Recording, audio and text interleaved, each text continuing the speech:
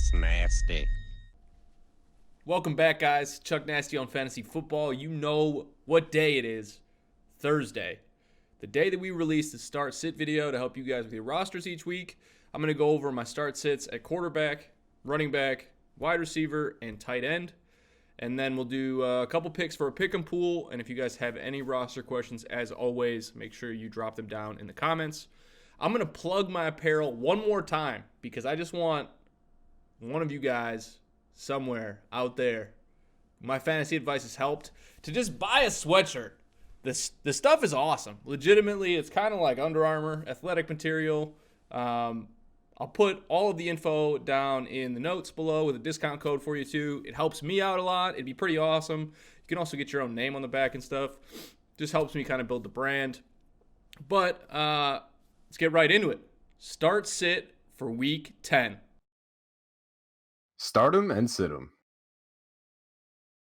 going to start off with Drew Brees against the Atlanta Falcons, who are 28th in fantasy points allowed to the quarterback position.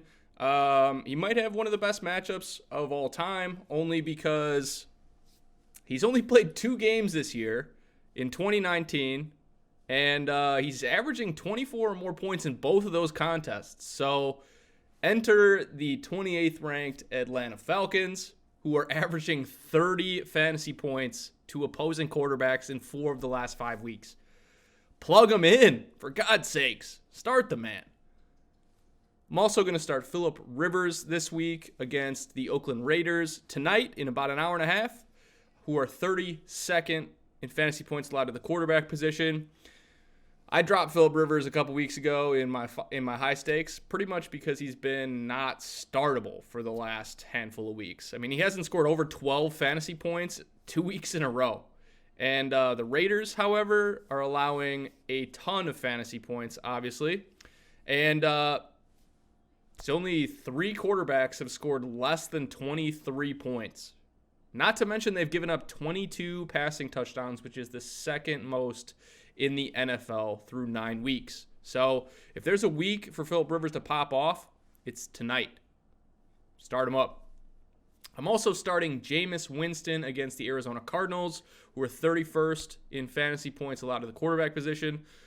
I don't know that I'll ever understand Jameis Winston because he has the most interceptions, but yet is still a top 10 quarterback in fantasy. And it is what it is. But look, the Cardinals are giving up a lot of points to the quarterback position. And they're averaging more than 25 points to the opposing quarterback. So I want every bit of Jameis Winston this week. It's a great matchup. Fire him up.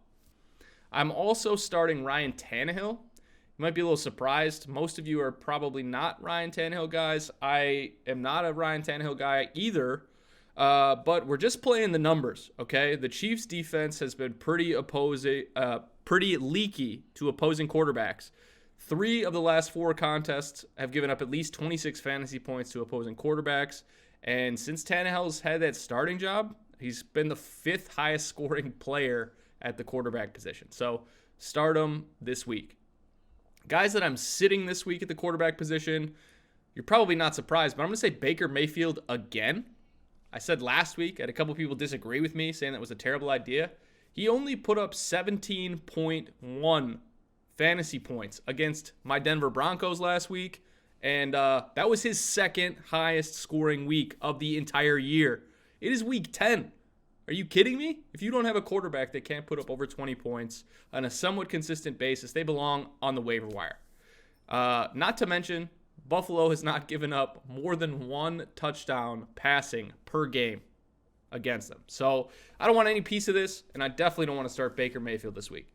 I'm also sitting Derek Carr against the Chargers tonight on Thursday. The Chargers are 6th in fantasy points allowed to the quarterback position, and Carr's put up right around 20 points per game the last 2 weeks. And the last 4 quarterbacks that have played against the Chargers combine for less than 10 points per week, including Aaron Rodgers last week. So do you want to start Derek Carr tonight? If you're like me, I have to start him in one league, and it's just because literally my entire team is on bye with the biggest bye week of the entire season. So I have no choice. Pray for me, but yeah, I'm pretty screwed. So it is what it is. Don't be screwed like me. Sit him.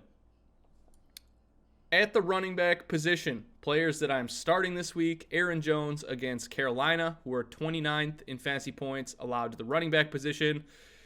If you're like me, you probably started Aaron Jones last week, and maybe you just enjoy pain. I'm not sure. I'm totally kidding. He has a significantly better matchup this week. There are only 3 teams that allow more points to the running back position. And 2 weeks ago, when the Panthers played the Titans, basically 8 receptions to Titan running backs happened in that week, okay? I think that Aaron Jones is going to get a lot more than that. So in PPR leagues, fire him up. Another guy I'm starting this week is Devin Singletary against the Cleveland Browns, who are 21st in fantasy points allowed to the running back position. He had 140 yards on 23 touches last week, and he's finally healthy and getting the workhorse role that we all knew that he deserved. So he averaged like 9.5 yards per carry in the last 4 games, and he's now getting the volume to match with that. There is not a better combination than him going into this week. However, Phillip Lindsay and the Denver Broncos averaged 10-plus yards per carry against the Cleveland Browns. So I think that Singletary pops off this week. Start him up. I'm also starting Josh Jacobs against the Chargers tonight, who are 26th in fantasy points allowed to the running back position. He's got 120 yards from scrimmage 3 of the last 4 weeks, and he is averaging 25 rushing attempts per game. The Chargers are allowing 20-plus fantasy points to opposing running backs this year, and if the Raiders are going to score tonight, it's not going to be in the air, so it's going to be on the ground with Josh Jacobs. Start him up. I'm also starting Jalen Samuels and Trey Edmonds against the Los Angeles Rams, who are 12th in fantasy points allowed to the running back position. If you looked at last week, with no James Conner, Jalen had 21 touches. 13 of those were receptions, which is insane. If you're in a PPR format and you're not starting this guy, you have a problem. Trey also had 12 for 73. It's doubtful that Conner plays this week. Situation to monitor. Something to check out. See if he's practicing on Friday before you end up playing either of these guys. But for the most part, even if he plays after not practicing, these guys still have a ton of upside. If you're in PPR formats, you want to start Jalen. If you're in a half point or a standard league, you want to start Trey Edmonds. So just keep that in mind. I'm also starting Ronald Jones against Arizona, who is 16th in fantasy points allowed to the running back position. RJ had like 18 carries for 67 yards and a touchdown last week. Plus he had 2 catches for 15 yards and a 53% snap share. The best part about this whole deal is that clarity that we've been looking for all year between him and Peyton Barber. Bruce Arians came out in a press conference and said that he earned the right to start, and he earned the right to play more snaps, which at least gives us a little bit of a look at what it's going to be like this week. The Cardinals are giving up 137 yards and 1.3 touchdowns on average in the last 4 games to opposing running backs. Start Ronald Jones this week, baby. I'm also starting Damian Williams against the Tennessee Titans, who are 14th in points allowed to the running back position. I'm probably going to get burned by this, to be honest with you. I've been burned by Damian Williams all year, and you look at last week, he had 128 yards and a touchdown, including 91 of those yards coming on a single carry. But the Titans are giving up 143 yards and 1.5 touchdowns to opposing running backs on average this year. I'm starting him. I'm taking the risk. It's probably going to burn me, but I got to do it. Guys that I am sitting this week, I feel like I should start this one with a disclaimer saying that I have already had him on my sit list one time this year, which was last week. He scored like 45 fantasy points while he was on my sit list last week. But I'm playing the numbers game. The whole thing is probabilities, and I am sitting Kenyon Drake against Tampa Bay. I'm trying it one more time. I really didn't think that he was going to have a good game against the 49ers after being with the Cardinals for 3 days. He proved me wrong. I think it was a fluke. The Buccaneers defense is apparently only good against running backs. They're 3rd best, actually. And David Johnson's supposed to come back this week. Pairing the combination of that with the fact that Christian McCaffrey has played against this defense and only had 31 rushing yards, I'm trusting my gut this time, and I'm sitting Kenyon Drake this week. I'm also sitting Joe Mixon against Baltimore. The Bengals O-line blows. It is what it is. And now there's a rookie quarterback in Ryan Finley starting this week. The Ravens are allowing the second fewest yards to opposing running backs this year. And if Mixon isn't already riding your pine, he should be this week. So put him on the bench. Some starts at the wide receiver position. Keenan Allen against Oakland tonight. This is big. At one point this year, Keenan Allen was the highest scoring player in fantasy football, but he hasn't scored more than 13 fantasy points in PPR formats since week 3. It's week 10. So if you were a Keenan Allen owner like myself, you were feeling the pain. But Oakland is 30th in fantasy points allowed to the receiver position, and they've allowed 4 100-plus receivers in 3 weeks. This is his week to shine. So I'm starting him this week. I might say a Hail Mary first, but I'm definitely starting him this week. I'm also starting Golden Tate against the New York Jets, who are 26th in fantasy points allowed to the wide receiver position. Tate's a monster. Did you see that one-handed catch last week? He's insane. He's like a shorter, not as fast, a little bit less good looking, redheaded stepchild of Odell Beckham Jr. But 3 weeks of 6 receptions and 80 yards in weeks 6, 7, and 8. You got to start him this week, especially in PPR formats.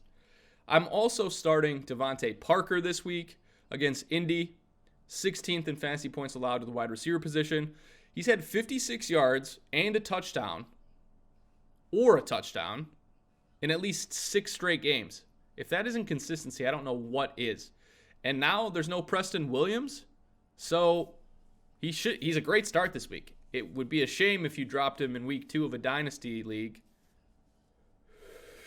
like I did. But you should start him because he's good now. It's not going to help me anymore. But he's getting peppered with targets by Fitzmagic. This week is going to be no different. I'm also starting Ted Ginn against the Atlanta Falcons, 29th in fantasy points allowed at the wide receiver position. This is the dice roll of the week. There's a good chance that I'm actually going to get this one wrong. But if I get it right, I should apologize in advance to my boy Tim, who I play in our Snake League this week, because Yahoo projects him to score 3.46 fantasy points this week. Well, I'm here to tell you that they're wrong. I can't even say it with a straight face. It's such a dice roll. But look, he's averaging like 68 yards and 0.2 touchdowns in the last 5 home games with Drew Brees. He's playing in the Dome. I'm taking a shot. I'm also starting Zach Pascal against Miami this week, who is 31st in points allowed to the wide receiver position. He went 5 receptions for 76 yards and a touchdown with T.Y. out. And then he went 6 for 106 yards and 2 touchdowns against the Texans in week 7. And Paris Campbell is also out now. So this is a sweet matchup. He's definitely somebody that I would be starting this week. Players that I'm sitting. I am sitting Jarvis Landry against Buffalo, who is 2nd in points allowed to the wide receiver position.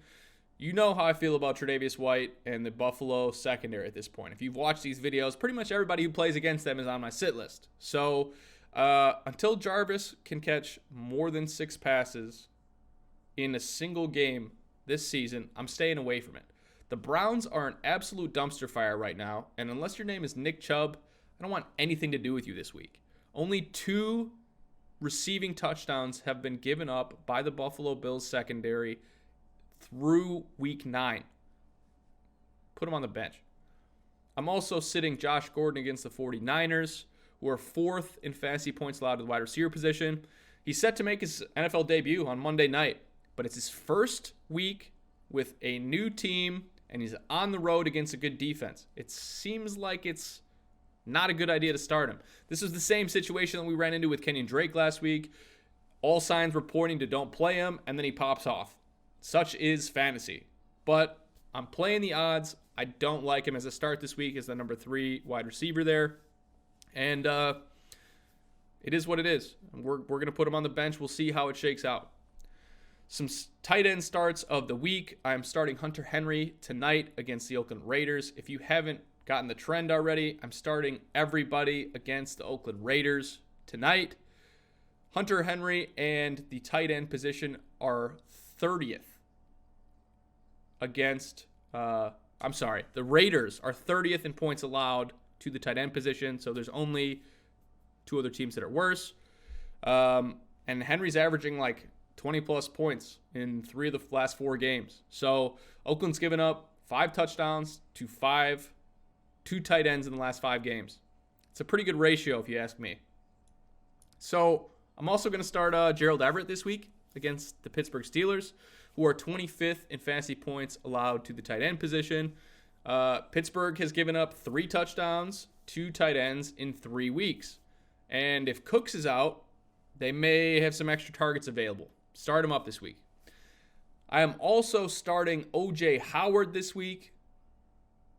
You heard me. I said O.J. Howard. And I'm probably going to get burned by this one too, but I'm literally never going to be able to put him into my starts unless I use him this week against the Arizona Cardinals, who are 32nd of 32 teams in the NFL in points allowed to the tight end position. There's no Cameron Brate playing this weekend. And the Cardinals are literally the worst in points allowed to the position. I don't have any O.J. Howard stats. He's only put up 28 fantasy points the entire season. But there's a pretty good chance that he scores 20 tonight. That's my bold prediction of the week. I'm starting him in my highest stakes league. If you want to take a gamble with me, let's do it. But I am starting O.J. Howard this week. I have one sit for you this week. And he's not really a sit. It's more of like a temper your expectations because I own him in a couple leagues. His name is Austin Hooper. He's the number 1 fantasy point scoring tight end. I don't think you can actually sit him this week, so I need to clarify. But I also don't have anybody to put in the tight end sits this week because there's some pretty good matchups. So they're playing against the Saints, who are 9th in points allowed to the tight end position. And like I said, I'm not telling you to sit Austin Hooper this week. I just want you to temper your expectations because he's probably going to end up in that 10-point range. Most tight ends against the Saints end up in that 10 to 15-point range in PPR formats. I'll take that this week because we've gotten some big weeks from Austin Hooper, but that is what I'm rolling with. A couple of things. I'm going to give you my picks of the week in my pick'em pool. If you're wondering why I'm wearing this hat, it's because it was 18 degrees and snowing in Wisconsin this morning. So I've been wearing it all day. It only makes sense. Keeps my ears warm. It is what it is. Let's get into the picks for this week in the pick'em pool. I have the Chargers going tonight against the Oakland Raiders. Detroit Lions on the road against the Bears. Baltimore against a backup quarterback in Cincy. I'm taking Tampa Bay at home against the Cardinals. Kansas City Chiefs on the road against the Titans. Buffalo on the road against Cleveland. The Giants on the road against the Jets. New Orleans at home against the Falcons. The Colts at home. It doesn't even matter who their quarterback is. They play the Dolphins in Indy this week. I am also taking the Rams on the road against the Steelers. This might be a bit more of a dicey pick, but it is what it is. You got to pick a side. And I'm taking Green Bay at home against the Panthers. Dallas at home against Minnesota. And San Fran at home against the Seahawks. That's all I've got for you this week. As always, questions, comments, concerns, put them down in the comments below. I'll try to get back to you, help you out with your roster if I can in any way. We are all going together towards the fantasy promised land to prosper and share wealth and earnings. Hopefully, at least. We're getting close to the playoffs. So good luck this week. Subscribe to the channel so that I can keep putting up more content to help you win your league. Do it. We'll see you.